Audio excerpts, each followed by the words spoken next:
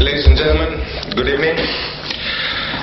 We are already long into our schedule today, so I'll try to keep it short and simple. Some background. Over the last 2 years, we have seen a rapid growth in the number of companies taking security consultants on board their vessels. Some recent statistics, and these oppose the statistics by Admiral Papayanu. My statistics were issued by the Indian Flag Administration, suggest that 35% of ships transiting the high-risk area of the Gulf of Aden and the Indian Ocean contract armed guards for protection against pirates. The more vessels that utilize armed teams, the greater the risk for those that do not. This has been spurred by the development of piracy into a mature criminal enterprise, with trained and desperate pirates lured by the promise of the equivalent of a year's wages for a single successful hijacking.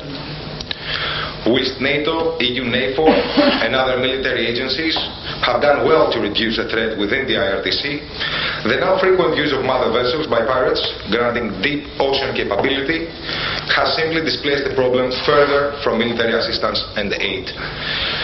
This, combined with a greater proficiency in boarding tactics, has seen owners increasingly turn to the utility of armed guards on board their vessels. This has both pros and cons, not only for the companies using armed teams, but those using unarmed security or none at all.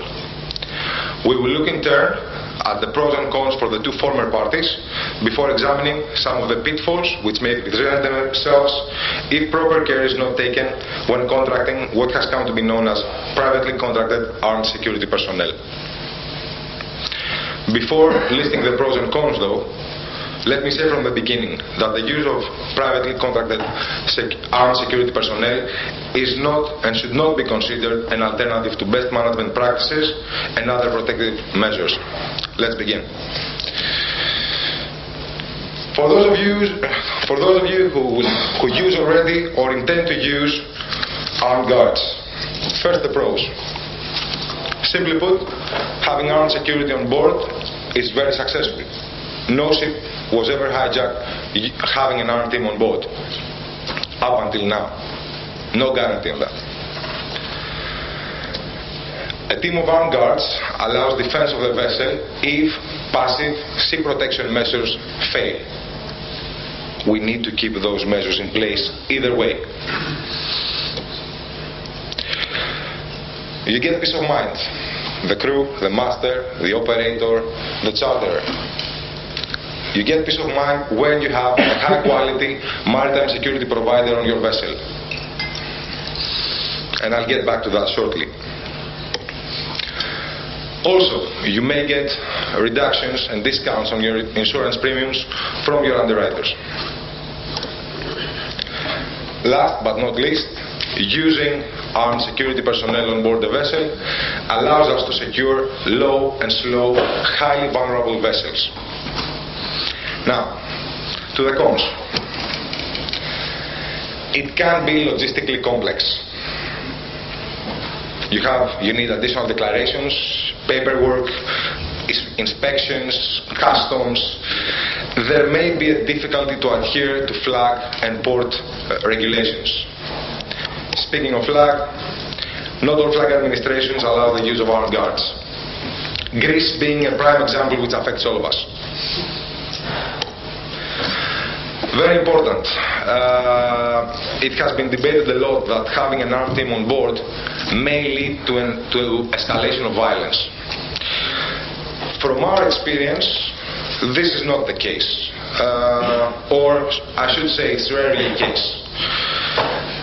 When the vessel is properly hardened, the security team, along with the watches assigned by the master, perform their duties, and we have an attack. Usually a couple of well-placed warning shots are enough to deter an attack. Oops.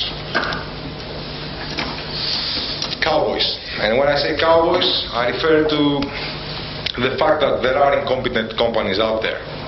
And these, with weapons, do not make fine bedfellows. It can be dangerous. So, proper vetting of the security company that you will contract is crucial. Also, it may increase liability exposure and may lead to potentially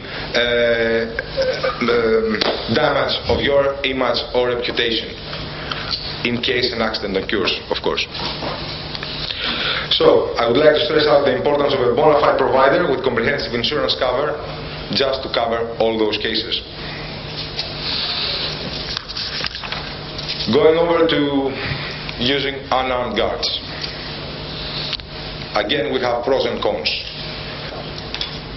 Even with an unarmed team, when they will embark the vessel, the crew will feel better. They will feel that they have experts with them to protect them and assist them and consult them during their transit of the HRA. However, and this is the tricky part, when the crew, the master, realizes that the team is unarmed, because we have seen that in the past, the morale will drop again. Slightly. However, realizing that they are escorted by security experts that know their jobs, start feeling better. Now, lately, due to the more widespread adoption of armed guards from vessels, pirates are more cautious. That means that when they realize that there's a security team on board, they don't expect the warning shots. They don't wait for them. They suspect that there are arms on board. Going over to the cons, pirates, due to the fact that more armed teams are deployed on vessels, are looking for unarmed vessels. They will avoid confrontation with an armed team and try to find an easier target. And of course, they will avoid a properly hardened vessel to go to and attack a vessel that has no hardening whatsoever. We had a recent report from one of our team leaders crossing the IRTC. He was on a Cape-size vessel, and he suggested that next to them, during a convoy, they had 3 chemical tankers, less than 20,000 deadweight, with no hardening whatsoever, not even a line of razor wire. So still, there are people out there that decide to take their chance. However, the presence of armed teams increased also the determination and desperation of pirates.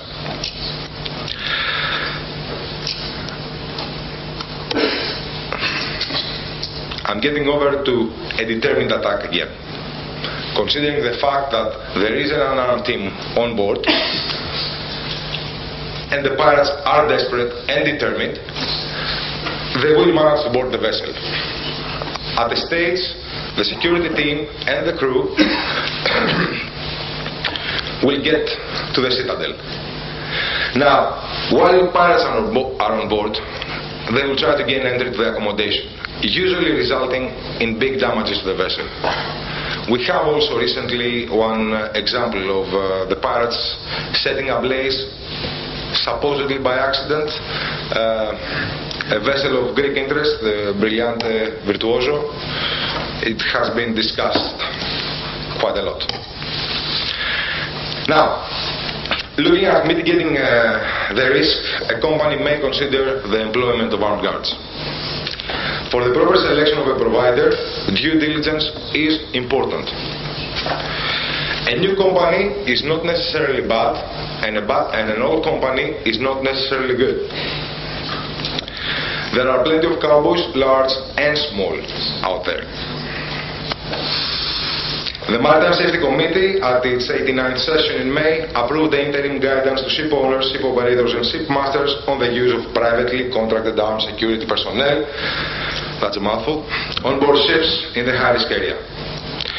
The circular, which has been received its first revision in September, provides a good guide to assist your selection of a PCASP, and all maritime security companies should be able to quickly provide you the due diligence information suggested within. However, there are some areas which warrant greater attention. First of all, insurance. You must ensure that the provider is covered for both third-party and professional indemnity. The industry standard cover being $5 million. We have heard stories of quotations being presented as policies, so also check the certificates. Additionally, check the policy wording includes specific mention of the type of security work you are contracting them for, as there are many policies designed for offshore contracting which do not specifically exclude firearms, so not specifically include them, which may leave a grey area in event of an incident. Under such off-the-shelf marine policies, the underwriter may try to avoid their liability, claiming they're not aware of the extent of the risk. So, the policy should be robustly worded and clearly include clauses regarding the use and carriage of firearms. It is also important, both from a duty of care perspective and elimination of vessel liability, that the PCASP provider has sufficient accident and medical cover for its personnel. Irrespective of any waiver they and we may sign for you, for your company, you may still find yourself billed if this is not in place in event of serious accident. Speaking of insurance, you would also need to ensure with European ICLA that the placement of armed guards on board does not prejudice your cover. Usually they will need to review the contract, insurance cover, standard operating procedures, rules of use of force of your MARSEC provider of choice. Second issue, forward vetting. Weapons used by the private maritime security company and its personnel. There are various considerations. First of all, illegal weapons. Proliferation of illegal firearms is sadly something that the industry gained a name for in the latter half of the last decade. Your providers should be able to provide information about the circumstances of the weapons procurement. Number two, inappropriate weapons.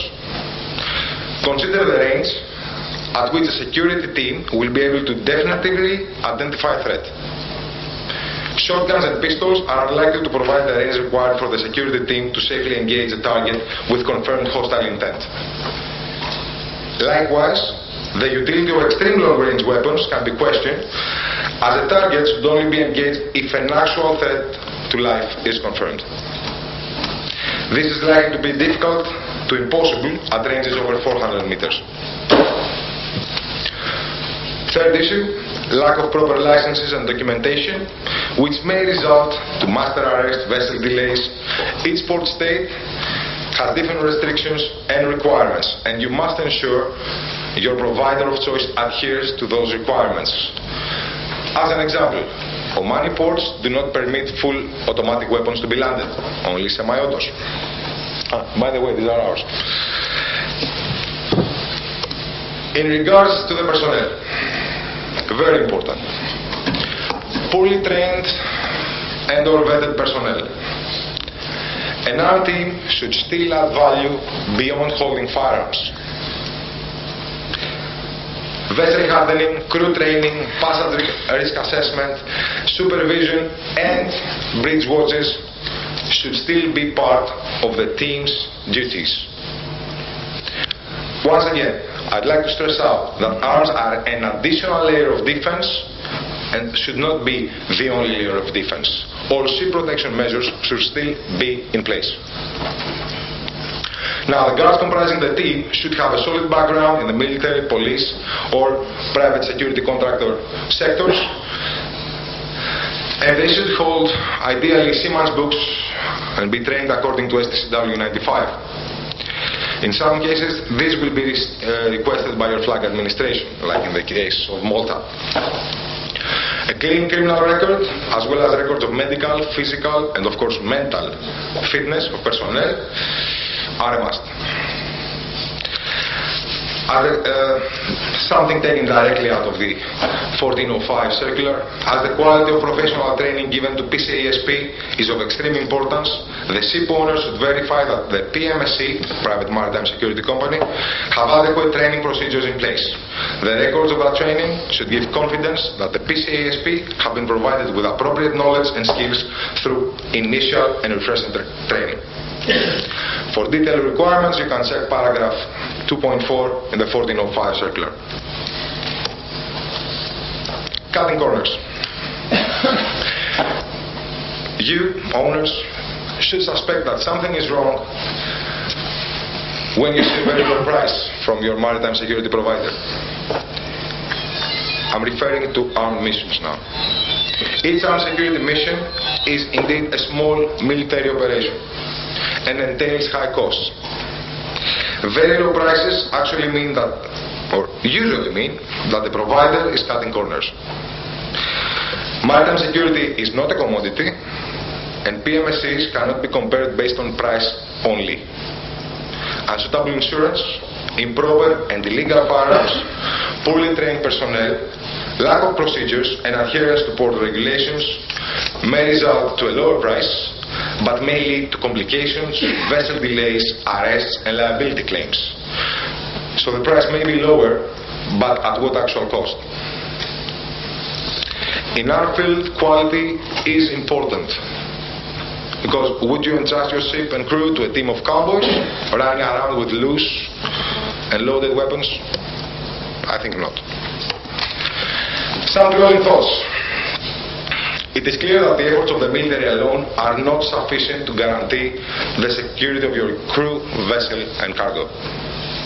Ultimately, if the threat continues to grow and pirates become more skilled, determined and organized, ship owners and charterers will be foolhardy not to take measures to ensure their cargo and crew security. No quantity of naval assets or escort vessels can secure the volume of shipping that passes high-risk waters. 22,000 ships a year, that's a lot of ships. Simply, there are not enough naval vessels in the world. This is a geopolitical problem which must be fixed on land, but there is not currently the international will to do so. Until this happens, companies with vulnerable vessels face a stark choice.